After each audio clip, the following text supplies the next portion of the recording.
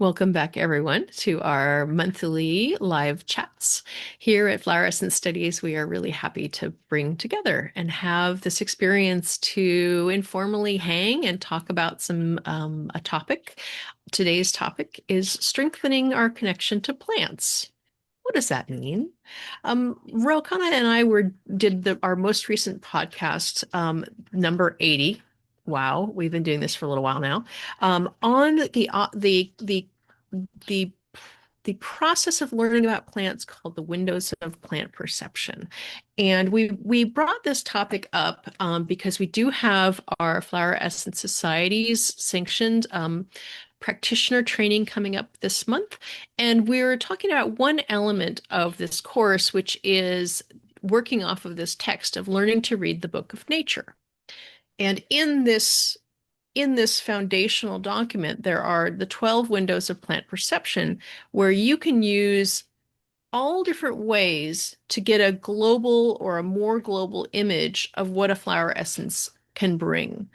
First we're looking at the form of the flower, then we're looking at color, and on and on and on. There are the 12 different windows. And some of them are windows that I get really excited about. I know the botanical family is one that I'm particularly enthusiastic about, but there's also other aspects that are maybe a little less known. And we thought what we wanted to do was, come hang out, continue our conversation that we were having, about this topic and about some of the plants we've known and gotten to know a little bit better. And then also we'd love to hear from you who've joined us about what you feel about, what things that you've learned. Have you had any experiences with the plant that helped you get a new insight onto it?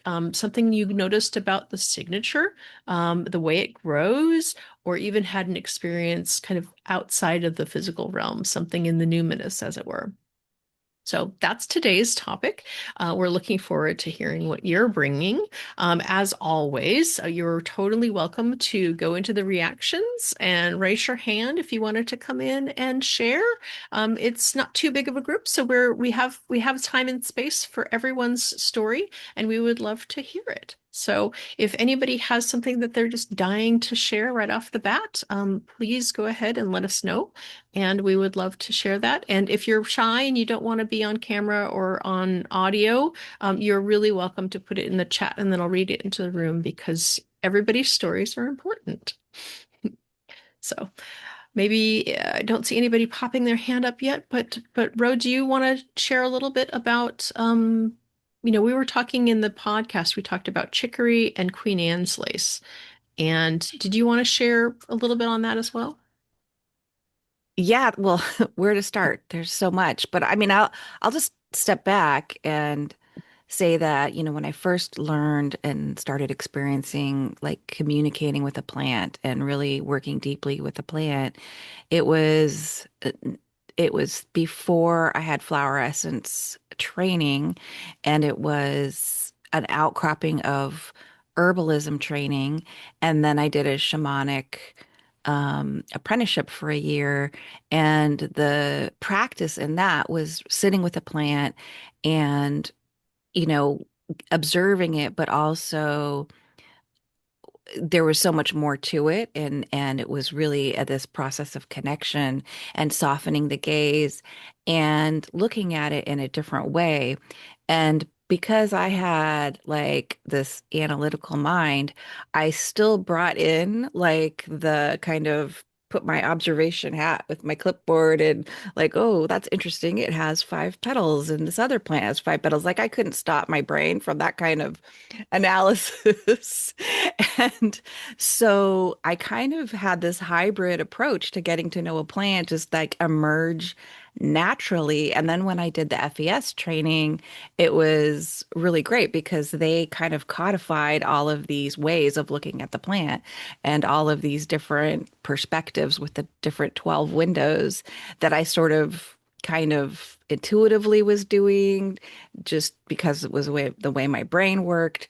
But didn't have any kind of guidance or structure or framework, didn't really hear about other people doing it that way. So I was really excited to kind of find that and look at it a little bit more, and then take some of the plants that I had been working with, like some of the first I made flower essences with, like Queen Anne's lace, and look at it in those frameworks, in those windows. And that is sort of where I kind of landed, just really appreciating that process, and as a framework to share with other people. Like I could put it in words now that I really was just something I was doing before and didn't have really the language for. It always does help to be able to have, you know, especially when so much of these experiences are we're doing in this alone. You know, a lot of us are learning and working with plants ourselves without having a group or without having an in-person mentor.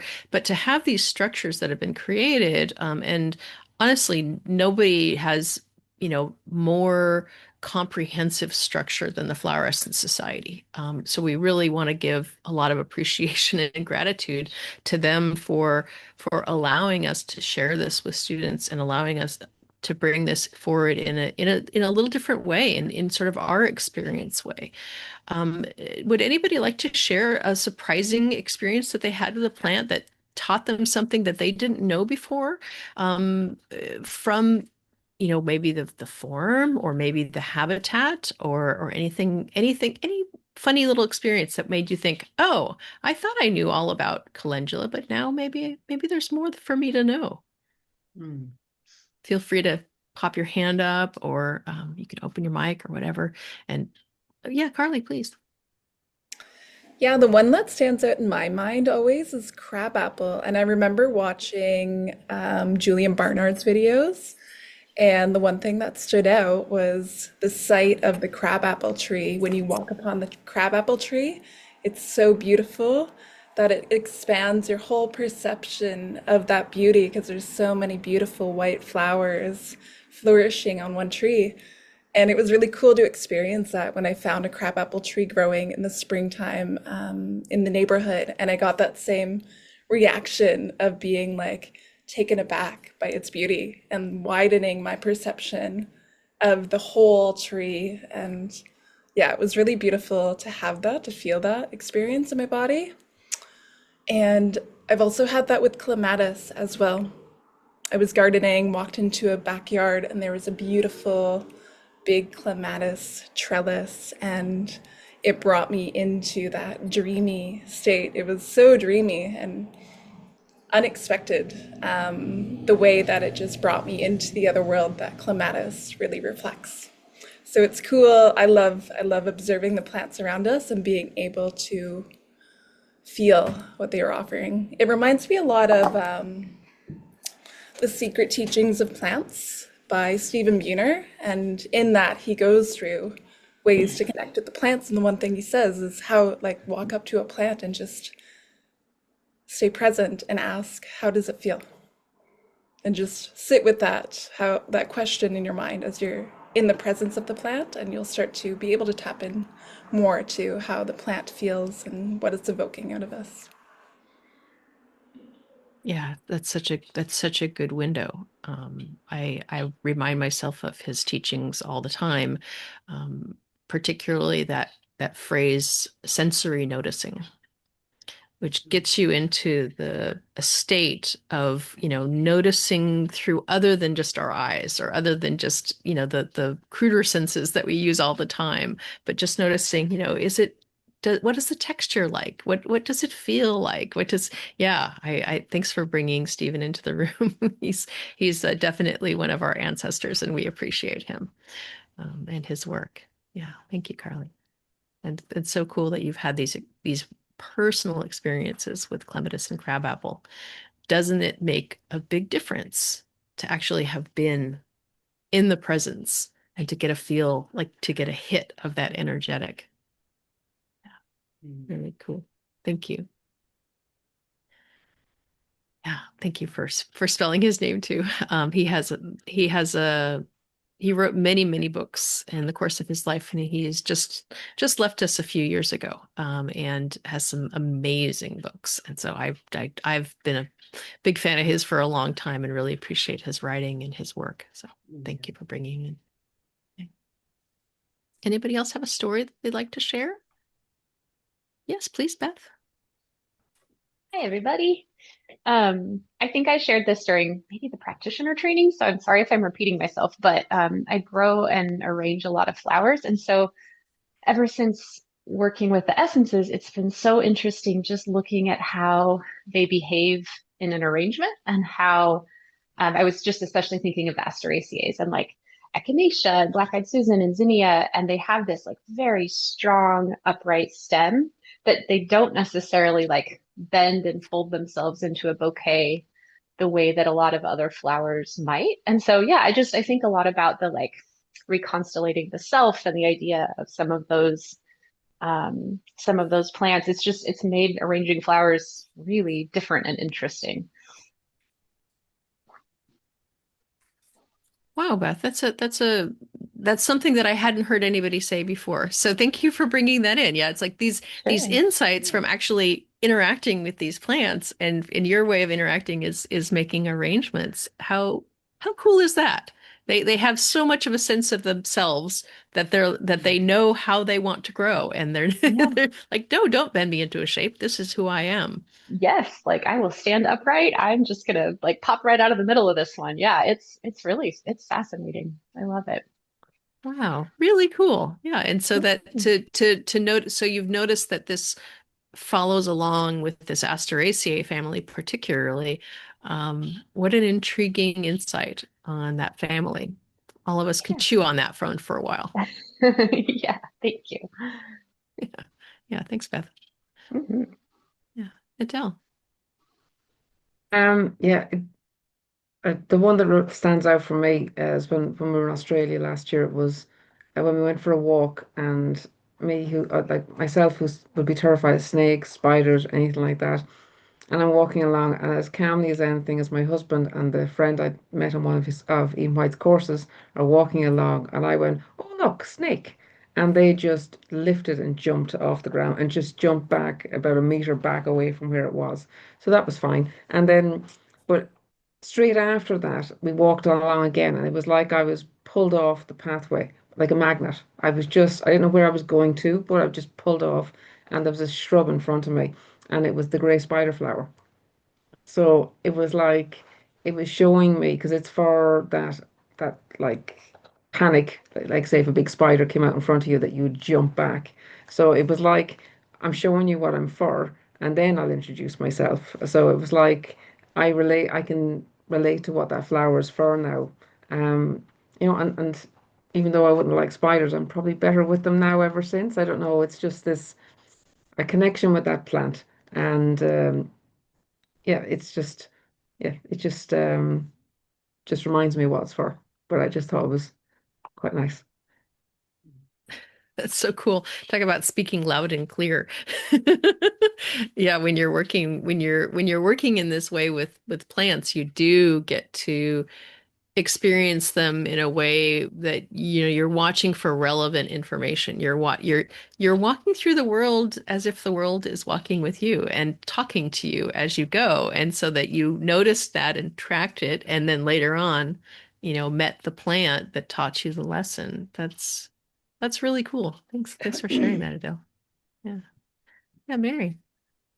Uh, Um, I I'm real fond of talking to my weeds or listening to the weeds and what they're saying because they came to my house for a reason. Um, and sometimes it's environmental and sometimes it's but they'll just show up out of things I've never seen. And what I like to do is while I'm weeding, and they're still weeds, they're still in places I don't necessarily want them to live all the time, but is to kind of look at the environment they chose to settle in. Look at where did they decide in my yard that they wanted to be, and who did they decide they were going to be noticed by, and who are their neighbors? Who did they decide to intermingle with. And I had some really fun experiences with a group of plants. One was Pakistan, some that was ground cover, and some that were things that had just seeded in there, where they had a purpose on being together. And when I kind of attuned to each one of them individually, it was like, oh, there was something that happened when they all came together that didn't happen when they came to alone, when they were alone. And they were all in the shade and they were all kind of intermingled, but they were definitely learning to get along. Oh, how neat. So it was very, that was a, it's like, where have they decided to live here? Why did they pick this place? So that's one way I kind of communicate with them, or hear from them, or learn from them. That's cool because what if I'm hearing you correctly, what you're observing is that they are, putting themselves in places that are, we might say, sort of intentional, on whatever level plants are intentional. But they're also choosing companions, or they're growing together in little communities. Have you noticed anything about are any of these three that you mentioned growing in together? Are these plants as essences, or does that give you data?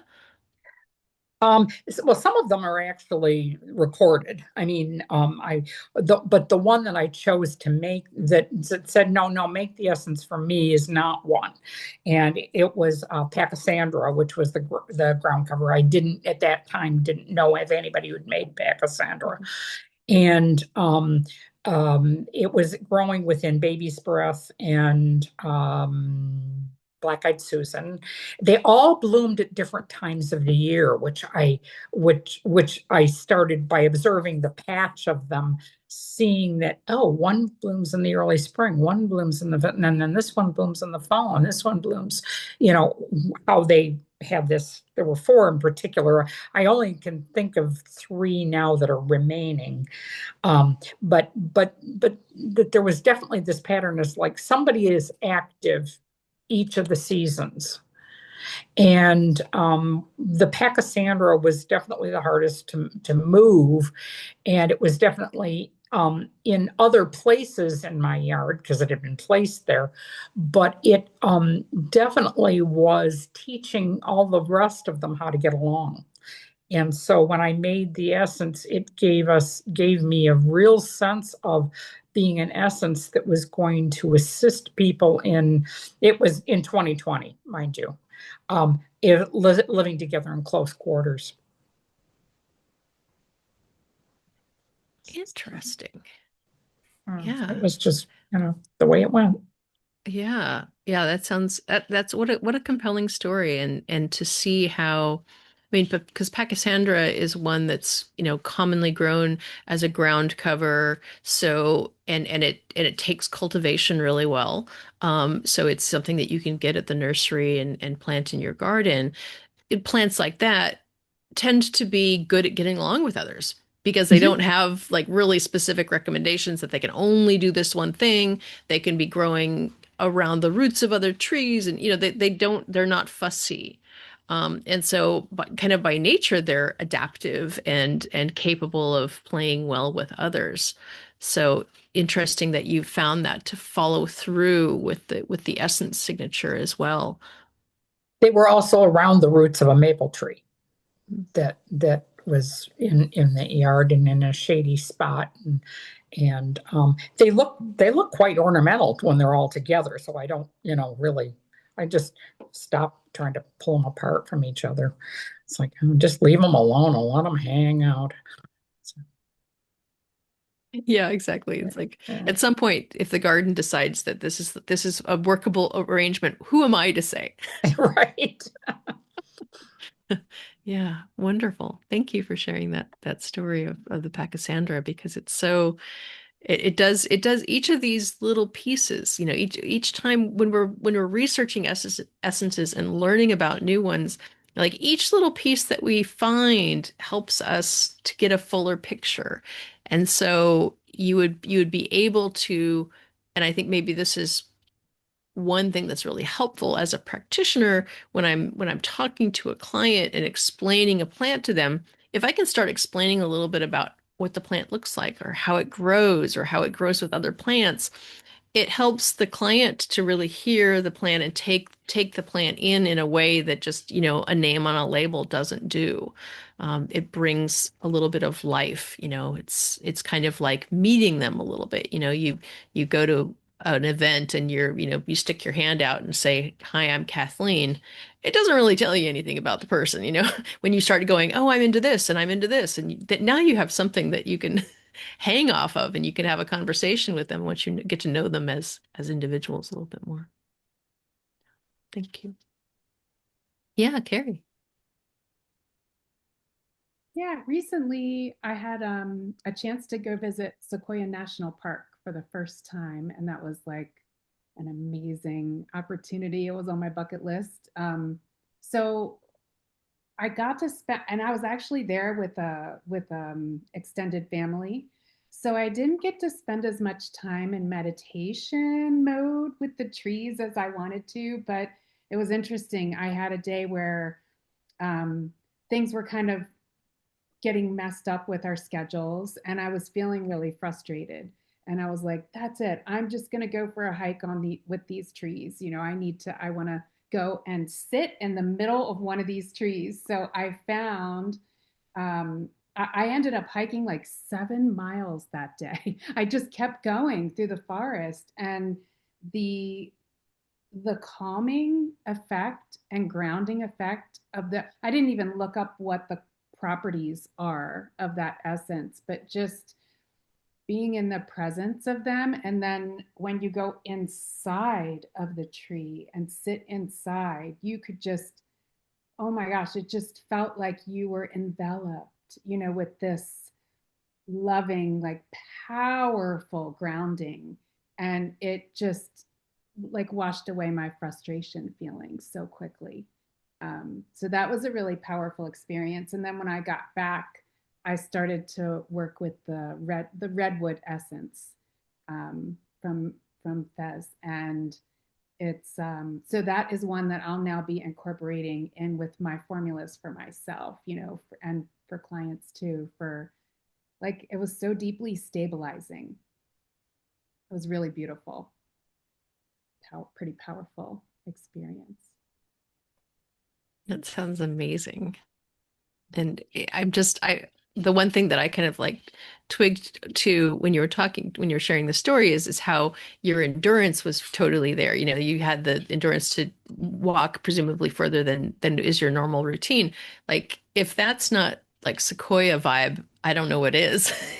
Talk about the most enduring, long-lived, that plant has solid endurance. So yeah, that would be something that I would look at as well with that particular one.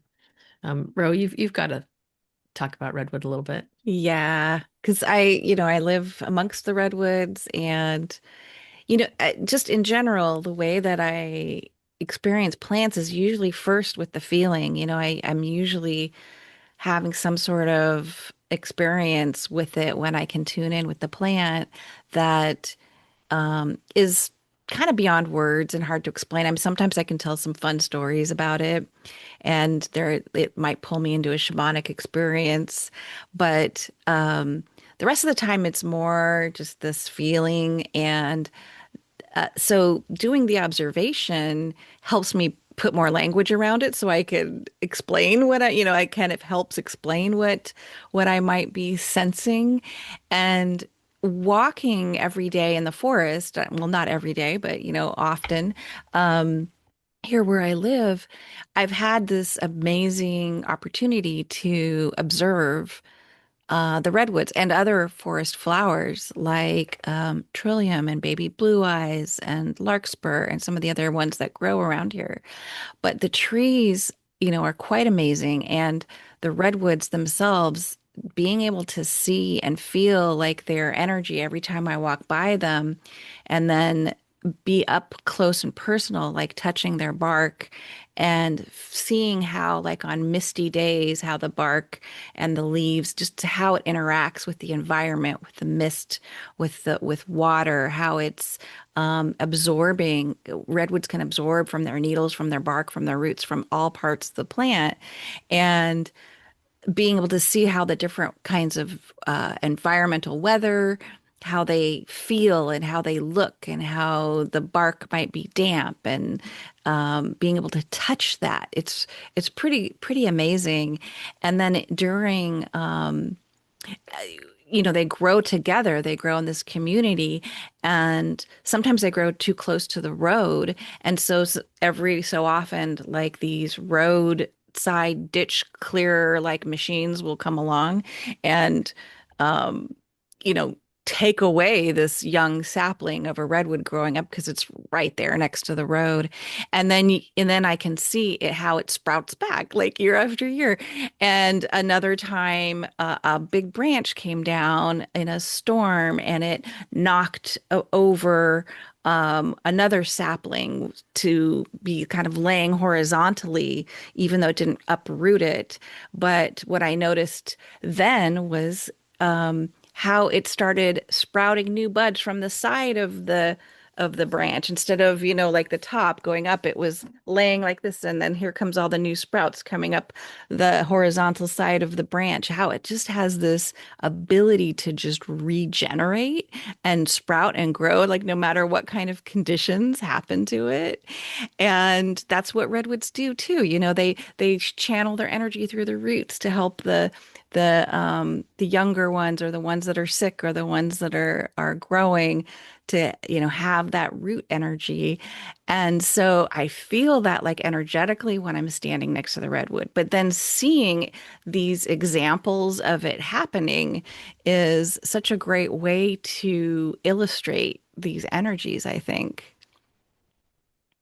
Yeah, I was noticing too there was quite a bit of sap coming out of the trunk, of some of them. So I was just noticing that amazing wound healing capability that they have for themselves. Like you said, that regenerative property.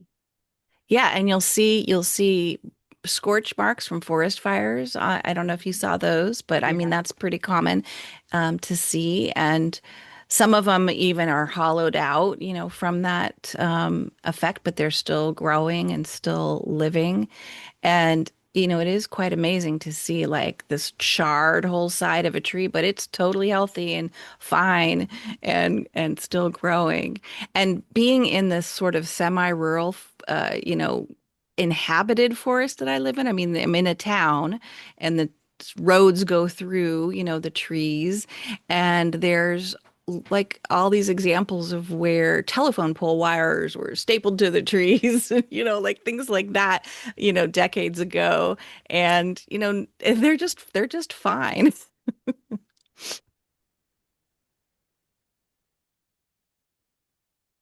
The remembering or hearing the story about the branches falling off and the storms and all that reminded me of when I was at FES at their training. Richard and Patricia told the story of how they came to make the redwood flower essence, or it's not specifically a flower essence because it's they don't flower in the same way that other plants, or that other types of plants flower.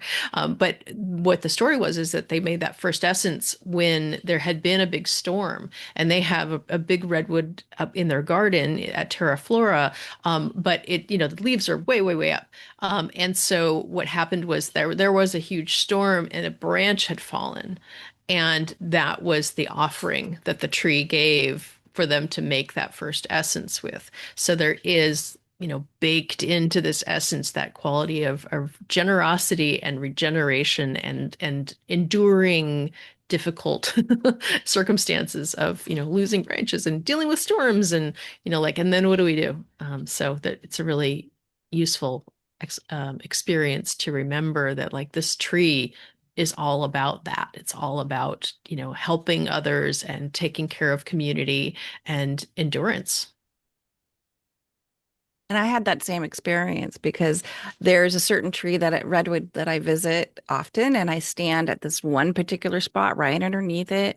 When I'm walking by, I stop, I put my hands on it, I say hello. It's just like it's my little place.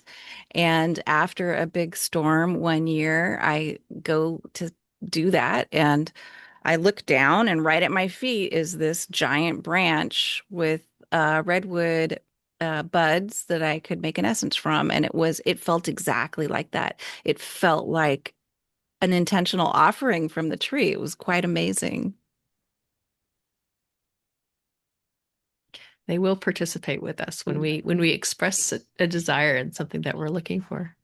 Yeah, Joyce, do you have a story, please? Yeah, well, with all the talk of trees, many years ago, when I was just starting to get into flower essences, I had experienced a very traumatic experience, a personal traumatic experience, and I was living on a lake. And there was this huge white pine that was right near my walkway going on, going into my house. And for some reason, I started hugging that tree. Every time I got home, I would say goodbye to it when I was leaving. And definitely felt like I had some kind of connection to it. Then one early or late afternoon, early evening, I was doing the dishes, looking out the window, and the tree showed me its spirit. The face was so distinct that I dropped the dish and decided to look into the properties of white pine. And lo and behold, it was just what I needed at that particular time. So it reinforced my belief in flowers and plants and trees. I've always had an infinity to trees. And then came the flowers, but that's my story and I'm sticking to it. Thank you for sharing. Can you share what your view on the benefits, the qualities are of the white pine? Yes, it definitely helped me to get through a dark experience and move forward. It helped me to embrace, especially the possibility of brighter days, and the darkness leaving. Yeah, thank you. And it would always provide me with needles come the holidays so I could make my wreaths. It was like I was there for 14 years, and for 14 years it contributed to my holiday festivities and decorations in my house. A family member. Yeah, between the cones and yeah. All yeah. Yeah, thank you for sharing that with us. Each plant that we connect with can become a family member, can become somebody that we can rely on. Yeah. And there is something really great about a tree that you can get up close and personal with and give a hug. Yeah, and I just did a study with another flower essence company, and the tree I chose was the weeping willow. And it was amazing. I mean, I would be riding down the road and it was like something would scream at me, and I'd have to look over and there would be a weeping willow. There was one right at the end of my street that I had to go sit beside. So yeah, I think they're pretty powerful when they call or when you connect. Wonderful. Thank you. Thanks for Mhm. sharing your experience. Yeah. Yeah, Elle. Yeah, I was thinking, hearing people talk about trees, and up here where I live, there's so many different kinds of trees, and the ground is not real deep. You can go down maybe 6 inches 8 inches, and you hit escarpment. If anyone knows about the Niagara escarpment stones that go up through the peninsula and over towards Niagara Falls. And unbeknownst to myself, until after moving up here, that the white cedar, and we think of cedars being, aromatic and protective because, so many cedar chests and but the white cedar has a very unusual quality, and that if it topples over because the ground is so shallow, it doesn't necessarily think of trees in a heavy wind or something unless they're, totally destroyed. It will continue to root and it'll make new roots going where it's at. So it may be if you come up here, you won't see them all erect. You'll see them kind of like half laying and growing at angles or through things because they have that ability to reroot themselves in this adversity environment that they don't have a lot of deep soil to get deep rooted in. But from that, and I saw another cedar that one had fallen on top of the other cedar and they mingled and they grew together, nourishing each other.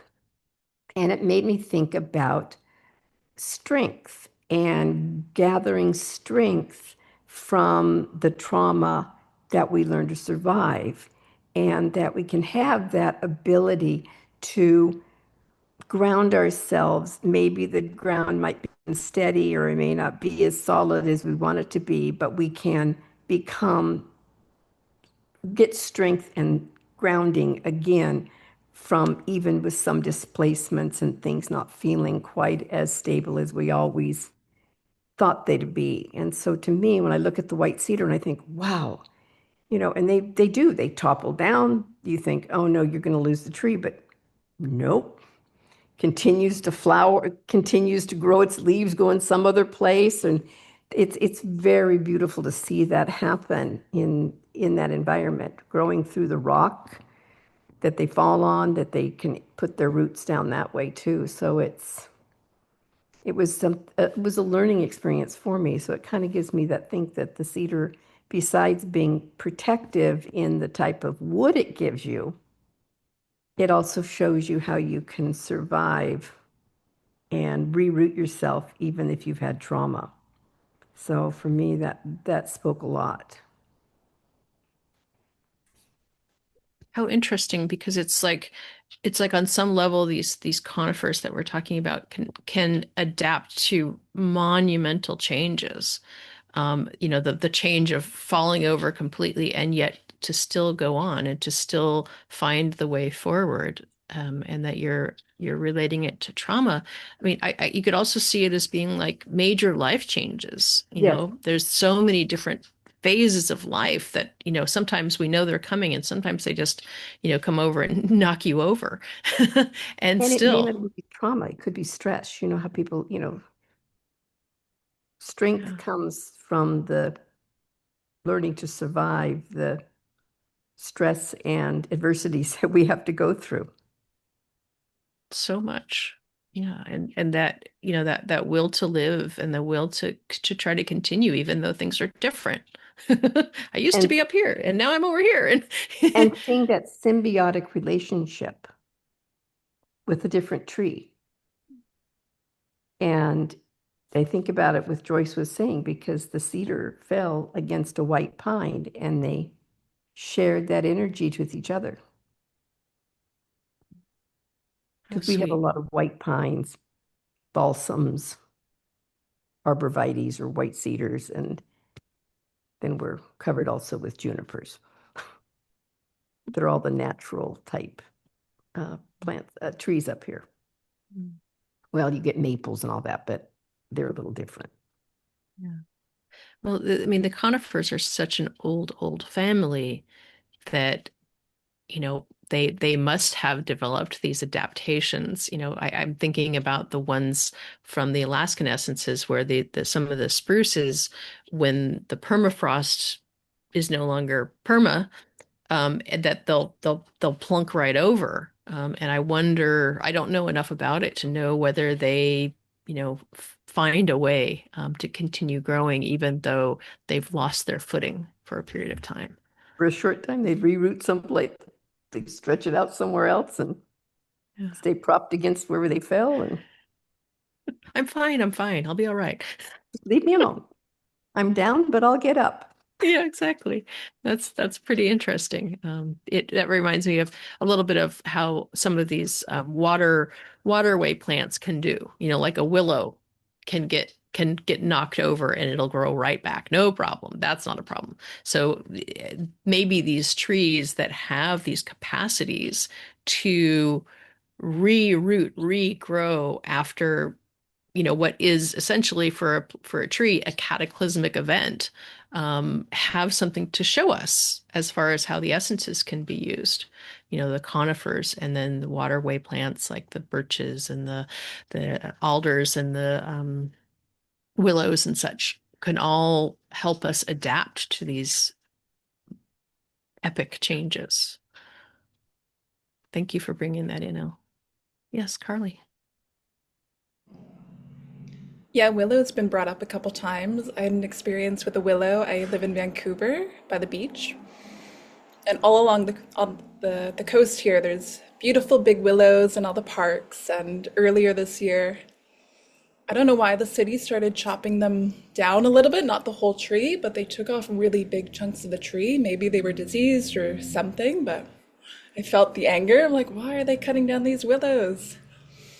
And it wasn't until later in the year I was walking upon the tree again, and it had grown back so beautifully. It was amazing to see the transformation of feeling that pain of the wound, of them being cut down, and then them bringing life to that wound, more beautiful than it was before.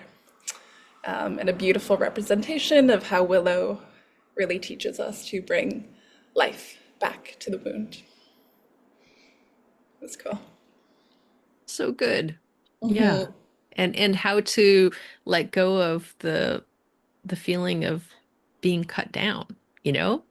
Mhm. Okay, all right, I'll do this. I can grow again. I can, it gives us this ability to get beyond feeling like an innocent who's been taken a chainsaw to. Like, well, okay, this Mhm. is this is how it is, and now I have to adapt and find a way to grow and be beautiful, even past that. Mhm. And Mm. I had known Willow does that so well, but even in the moment when I saw the wound, I was angry and I felt the frustration of it being cut down. And then lo and behold, it showed me what the medicine was again. Yeah, that's so cool. And you'll never forget that, right? You will never forget that experience, that memory of that firsthand experience of connecting to that tree. And you'll be able to share that with other people too, like you just did right now. Thank you. I'd like to bring in you put a question in the chat a little bit earlier from an earlier conversation that we were talking about the Asteraceae. So I popped open my little reading the Book of Nature book, and I'll read it directly in FES's words about some of the qualities of the Asteraceae family. And the Asteraceae has, as we might see here, the sunflower, of course. And then we have other types of plants or other types of flowers in here. We have zinnia and Shasta daisy and calendula, I think, and I think echinacea also is part of this family. But so these qualities that this family unfolds, each essence, each plant has its own character. But when we're looking at it through the window of botanical family, we can see them as a grouping. We can see how they might relate one to the other. And, we really appreciate the originating work from the Flower Essence Society on these windows, and particularly the window of botanical family, because what they've discovered, and I won't read all 7 points here, but some of the key qualities from the Asteraceae family are self-awareness, consciousness development, infusing the lower ego with the power and light of the higher self. that very much speaks to me to the sunflower quality. And then the third one is integrative consciousness, finding coherence and wholeness. And that might be, part of what we were talking about, where they have this sense of inner integrity and wholeness, that they stand up straight, even in bouquets, and be able to express themselves so clearly without any wibble wobbling. They know who they are. And certainly we have the sunflower as the primary example of that family, at least in my mind. Just that character of how they grow. You can't, if you've ever seen a field of sunflowers, they grow, or even just a sunflower in your garden. But in a field situation, they all grow together. They're pretty tightly spaced. They're often growing, elbow to elbow. And yet somehow they can grow so strongly and upright and into the sun, into the light. And each one of their leaves gets enough light, and they play well with others. All the other sunflowers there are all getting their own light needs met. And then that incredible image, if you've ever seen a field of sunflowers follow the sun, you just can't believe that's actually happening until you see it. Like they all turn to face the sun in the morning and then they all follow it all day. I mean, it's bonkers. So everyone should grow a sunflower to watch that in action, because it's a crazy thing to see. They do that. They really do that. They're like these solar panels that are just oriented towards the sun. It's very cool. Yeah, Elle. I was going to say is with the sunflowers, in my garden, I planted about 4 sunflowers plants. One got huge. I mean, it was huge. The base of it's that big. But I was able to one day out there in the garden capture by pictures where the flower was in the morning, and I put the time, and then as it changed to be about 10 o'clock, how it had turned a little bit. By noon, not only had it turned, but it also tipped itself up and was like this. Instead of just being like this, it had turned and tipped itself up. And then as it turned to the afternoon, following the afternoon sun. And in the evening, what was really strange when we lose the sun here, it turned itself down. And next thing I knew, you could almost watch it if you were out there long enough, turning itself back, knowing where the sun was going to rise again. And it was so amazing to watch this in real time and to be able to put a time capture on that. And it's interesting because I also have zinnias growing out there. And they also turn, not as dramatic as the sunflower, but they also turn to follow that sun. So it was funny to see those flowers. Yeah, I'm glad that you had that experience, and then also that reset cycle they do every night, getting ready for the next day. I That's know great. it's coming up. I know where it's going to go. That's really fun. And it's fun that you were able to, go out and check on it and track progress. So, yeah. I think that's my favorite family. I don't of flowers. I have to say, the Asteraceae. I got 2 chickens named after it. Oh, right. Yes. Aster and AC. And we shortened her name just to let you know, Kathleen. Okay, When you good. said she didn't really have a name, so we shortened it to CC, and her Okay. behavior changed. Interesting. Okay. All right. We'll have to Just a little aside. hear more about that later. Yeah, the sunflowers, and Pierce puts a note in that they're having problems. The squirrels eat the sunflowers before they grow very tall. Yeah, squirrels can be challenging, and sunflowers are delicious. It's absolutely true. Not just the seeds, but the whole thing is delicious. And Pierce puts a note in about doing a homeopathy training on the Asteraceae family called bruised, battered, and broken. And I don't know if flower essences are similar, question mark. Well, there certainly are some pieces of that family that are really helpful for, reconstellating yourself after trauma, after injury. you can't, a good starting place is to explore the sorry, my brain. Woo. Echinacea. Sorry, I was like, echinacea, because that is really helpful when there has been a traumatic experience, and it's like your soul forces are just scattered, and helping them to integrate back together. So it's very cool that you have that homeopathic experience, because they're homeopathy and flower essences are sort of like we never see each other, but we're really similar. We're doing really similar work. So I'm not surprised at all that homeopathic findings on that particular family echo some of the same things. And arnica, like, if we know one homeopathic remedy, it's probably arnica, which is really helpful for when you smack yourself, for those sorts of bruising injuries. And the arnica essence is like that for the soul. It's like when your spirit has been shocked and bruised and startled and, kind of thrown out, that is a very helpful essence. So there is a lot of correlations. And also you mentioning black-eyed Susan, that they are helpful for immune system as herbs, and sunchokes and sunflowers. Yeah, the whole family is really a helpful one. And these plants, a lot of this Asteraceae family, we have learned and developed cultivated varieties that are really good at working with us, growing with us, as long as we don't have too many squirrels. So, yeah. Thank you. Yeah, does anyone else have a story that they'd like to bring in? I really appreciate y'all for sharing your stories. These are so touching. I'm really delighted that you're all willing to share these stories. Okay. Yeah, Mary.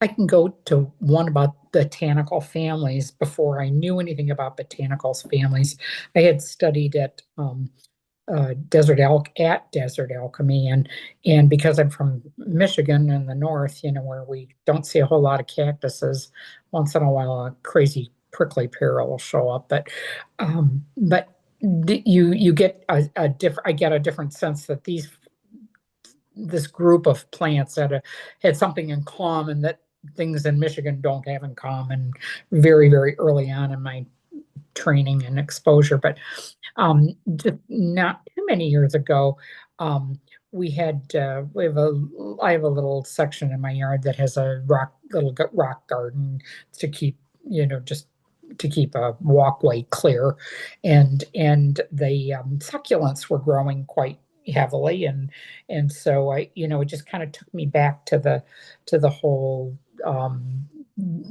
succulent and those cacti that have those kinds of similarities botanically. And one of the ones that was very, very active was purslane.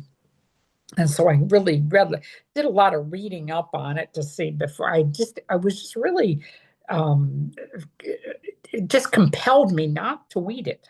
It was taking over, but it just looked like it was supposed to be there.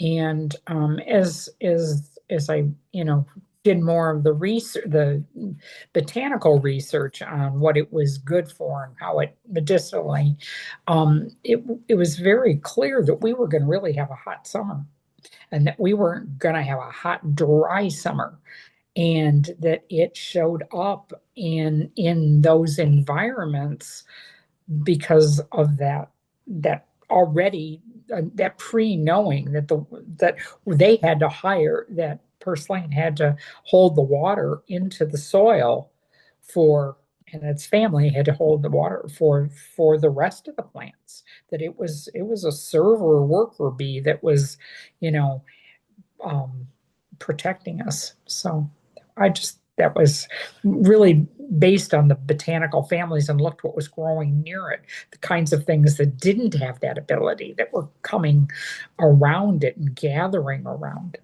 So it's just a botanical, as close to botanical knowledge as I have. which is so totally not nothing. It's really interesting that that was your finding and what the plant was telling you about it. Because if you've never experienced, if for any of those who haven't experienced purslane, which is also a really delicious To vegetable, eat. it's quite good, but it has very succulent stems and leaves, and I could totally see what you're saying. Like it would hold the moisture to the ground. It would keep the ground from radiating and baking and the soil getting too hot by just providing a level of cover over it. Super interesting. Yeah, thank you. Actually, the first bit of research I did was ask a friend of mine who is an herbalist, and I said, "What do you know about purslane?" He goes, "It's good to eat." Yeah, it does have a lot of herbal uses that are beyond me, but I'm just like, I like eating it. It's good. It's good stuff. Eat your weeds. Yeah. Yeah. Thank you. Wonderful. Appreciate your story. Yeah, Pierce. Could I just ask, speaking of the black-eyed Susan, one of my teachers said as a flower essence, it actually, I think she said it kind of forces you to work with the shadow side a little strongly. I think it's rudbeckia, and it makes it helps you, but it helps you in kind of a strong way. And I don't know it very well as a flower essence. I believe black-eyed Susan is rudbeckia. But I know that herbally it's very similar actually to echinacea, except echinacea is more for a hot influence illness, whereas black-eyed Susan is more for the chill state. Just adding that. Yeah, thank you. Thanks for bringing it up. My teacher Yeah, it's asked because I'm sorry. my teacher asked because I'm making a tincture of black-eyed Susan right now, and she said, "Did you use the flowers?" And she's an herbalist and a flower essence practitioner, and I was like, "Yeah," and she said, "Interesting. Let's see how it works." Oh, and so typically you'd make Well, the the tincture you use with the not flowers. the flowering parts. No, you do. But it's not one of her main herbs. So she was just like, interesting. We'll see how it works because she felt by using the flowers in the tincture, she finds that flower essences and herbalism share quite a bit. So she's just curious to see what'll happen with the tincture. It's not part of her materia medica as an herb. Cool. Yeah. I mean, this is definitely a spectrum. So the herbal and flower essences were all in there together. So I will read directly from the Flower Essence Society repertory on Black-Eyed Susan. And yes, what you're getting is in alignment. It says it's a powerful catalyst for confronting parts of the personality or traumatic episodes from the past that have been kept locked away in the recesses of the psyche. So yeah, shadow work, looking at things that we've kind of hidden away, and as part of the broader family of the Asteraceae, we can see how the sunflower might be helping support us in expressing our radiant self, and the echinacea might be helping us put ourselves back together after shocking or traumatic experiences, and the black-eyed Susan might be helping us put ourselves together of parts that we put away and hid that we didn't look at before we put away, so that we can start integrating all of these parts of ourselves into a coherent whole. Like Ted Kapchuk's book, The Web That Has No Weaver. Yeah, yeah. And that's, we're weaving ourselves as this process of weaving and reweaving our parts into a coherent and more beautiful whole. Yeah, thank you for bringing that in. I'm glad that we brought one more of this beautiful family into the fold here. So, yeah. Thank you, everyone, for being with us. I've really enjoyed this. I hope you've enjoyed it as much as I have. We really enjoy these sharings, these opportunities to hang out. These are very casual gatherings. We just want to sit around and chat and talk plants because, I don't know about you, but I don't get to sit around and talk plants as much as I'd like to. And we're glad that that was our intention, is to create this space once a month that we could kind of hang out and talk plants. So we look forward to seeing you at the next one. We always let you know if you're not part of our list, and this is mostly speaking to somebody who might be watching this afterwards. If you're not part of our list, you can join our mailing list and be part of an upcoming gathering. And check out the podcast from which this chat emerged, the Flower Essence podcast, episode 80, The Windows of Plant Perception. If you haven't seen that or listened to that yet, we have that available as a podcast and then also on the YouTube channel as well. And for those who are interested in the origins of this concept of learning to read the book of nature, you can't go better than to study the Flower Essence Society's practitioner course, led by our very own Ruth Toledo Altschuler.